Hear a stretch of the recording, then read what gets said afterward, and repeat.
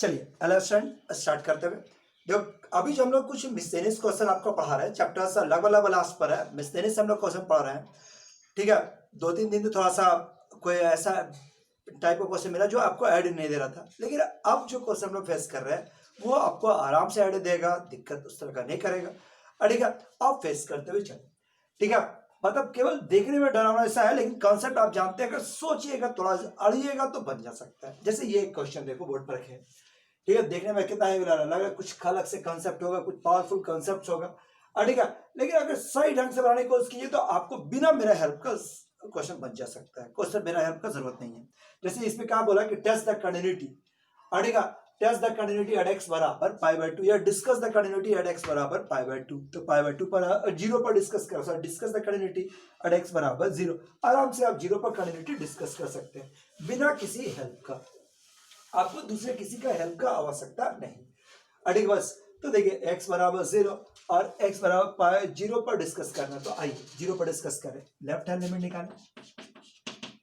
0 पर डिस्कस करते हुए लिमिट लेफ्ट हैंड लिमिट से बात की है। Left hand limit h tends to 0, ठीक। बस h टेंड्स टू 0। यहाँ पर h हमेशा पॉजिटिव क्वांटिटी होता है। इस फॉर्मूला का अगर यूज करते हैं तो तब ना 0 में से h कम पीछे जाएगा h, तो बड़ा बड़ा π/2 माइनस साइन इनवर्स।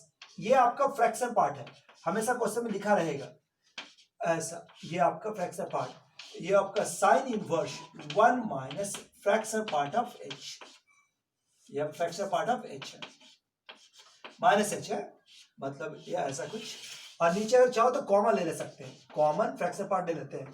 तो minus fraction part of h, और ये हो गया 1 minus fraction part of h का होल स्क्वायर। बोलिए यहां तक आपका मैथ्स।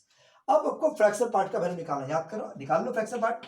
फ्रैक्शन पार्ट का एक ही तरीका है कि h minus greater than of minus h 0 से हल्का पीछे, 0 से हल्का पीछे का अगर फ्रैक्शन पार्ट निकालोगे तो क्या आएगा -1।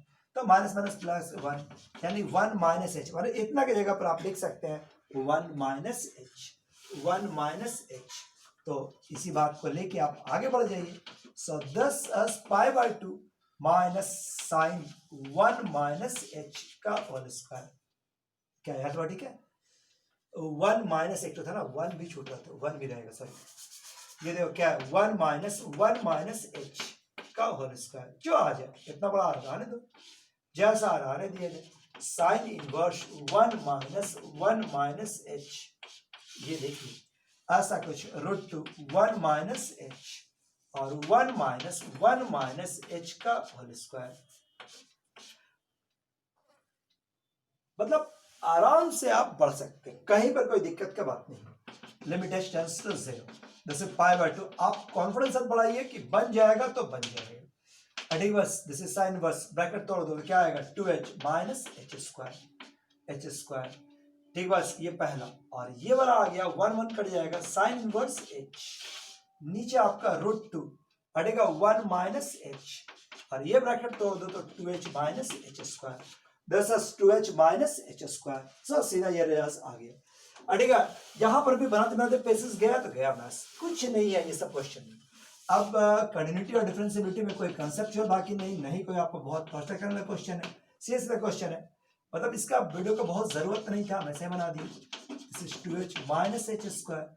इसको ये वैल्यू देखो, ये मिडिल ब्रैकेट नहीं है, हमारे सिंपल ब्रैकेट से साइन इनवर्स h, ये देखो नीचे जो तुम्हारे पास टर्म्स था, ये आपका आगे पीछे कर सकते हैं, लेकिन इस क्वेश्चन में जरूरत नहीं था। This is h common 2 minus h, देखो यहां तक पहुंचे, ठीक। बस कंटिन्यूटी और डिफरेंशिएबिलिटी का रूल है कि अगर दो फैक्टर जुटा हुआ या घटा हुआ या गुना में रहा तो अलग अलग डिफरेंशिएबल रहने पर, अलग अलग कंटिन्यूअस रहने पर वो कंटिन्यूअस कहलाएगा। तो यहां पर हम चाहे तो अलग अलग डिस्कस कर सकते हैं, बस शर्त है कि कोई भी इंफिनिटी नहीं होना चाहिए। तो यहां पर फॉर्म चेक करो, h का मान 0 बढ़ाओगे तो साइन इनवर्स 2 माइनस 0 यानी कि 0, π/2 माइनस 0 यानी क्या रिजल्ट आएगा, π/2 था कि π/2 था, π/2 माइनस 0 क्या आ जाएगा π/2। और यहां पर हमारे पास क्या 1 माइनस 0, ये इनफिनिटी नहीं है, कोई डायरेक्ट आप लिमिट फॉर्म में भी नहीं है, डायरेक्ट लिमिट बढ़ा सकते हैं, बढ़ा ही देते हैं। π/2 माइनस 0 और √2 1 माइनस 0। सो दिस इज π/2 √2, ये पहला वाला का आ गया।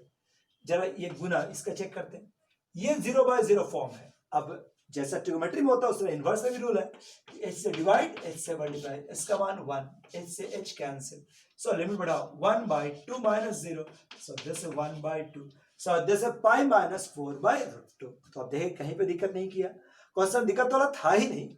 यही बात आप राइट से भी कर दीजिए, अडिग बस राइट पे खुद से कर लीजिए, उम्मीद कर लीजिएगा रियल वैल्यू आपने दिया वही, और उसके आधार पर डिस्कस कर सकते हैं। मतलब इस क्वेश्चन में बहुत सीखने की चीज नहीं था, आप ऑलरेडी जानते थे, केवल पेशेंस के साथ बढ़ा देने वाला क्वेश्चन था, तो क्वेश्चन बन जाता। इसी तरह से ये क्वेश्चन देखो, कॉस इनवर्स कॉट एक्स, ठीक बस यहाँ पर मिडिल ब्रैकेट दिया हुआ है लेकिन लिखा नहीं है, तो मतलब आप उसको सिंपल ब्रैकेट मान लीजिएगा। जब क्वेश्चन में लिख देगा ना तभी उसको मानिएगा, नहीं तो उसको सिंपल टर्म, जैसे यहाँ इस क्वेश्चन में कैपिटल ब्रैकेट दिया, तो एग्जाम में लिखा रहेगा कि this will represent the greatest integer, ये ग्रेटेस्ट इंटीजर है। इसका कहा कि जंप डिसकंटिन्यूटी निकाल दो, इसका जंप डिसकंटिन्यूटी निकाल दो। बताओ जंप डिसकंटिन्यूटी क्या होता है? तो left hand limits right hand limits का जो वैल्यू में मिसमैच करता है, जितना से डिफरेंट करता है, दैट इज कॉल्ड, उसी चीज को हम लोग कह सकते हैं जंप डिसकंटिन्यूटी।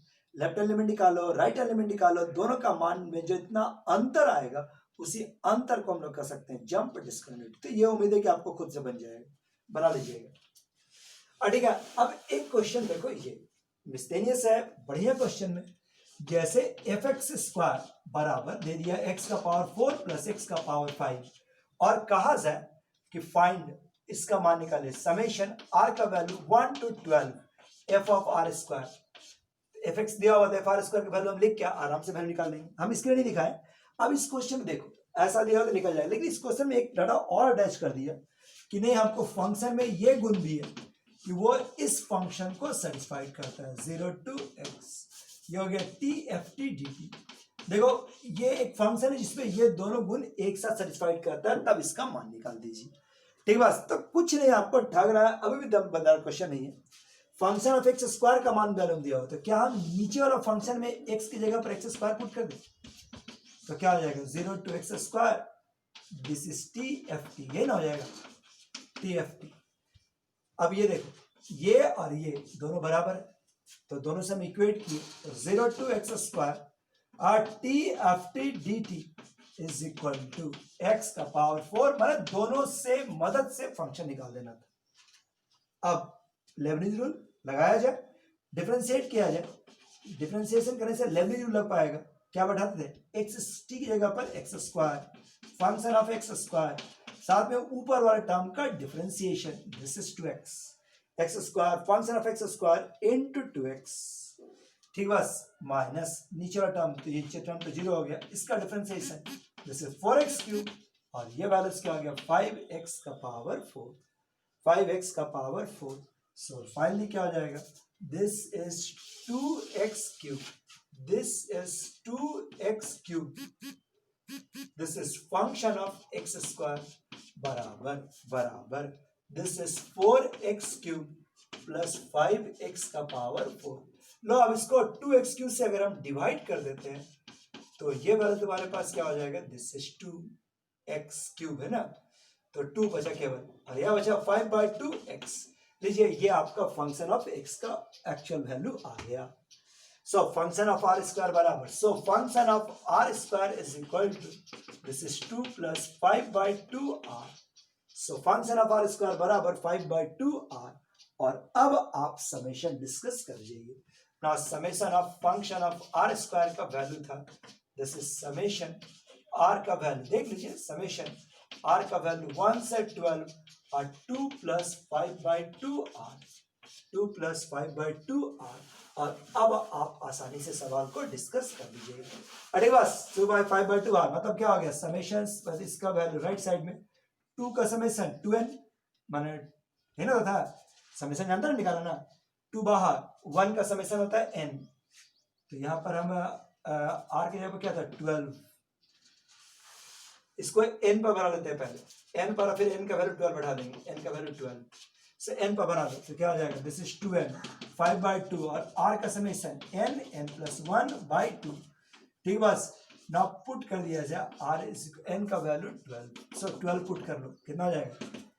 सो ये हो गया 12 दूनी 24, दिस इज 5 इंटू 12 इंटू 13 और डिवाइड बाई 4, 4 दिया 12, सो 24, अब 15 गुना 13, सो 24 15 13 5 दिया 45 के 5 हाथ में 4, 15 15 4 19 है जी। सो जोड़ लेना, जो आएगा सो आएगा। सो कितना कीजिए? 219, 219।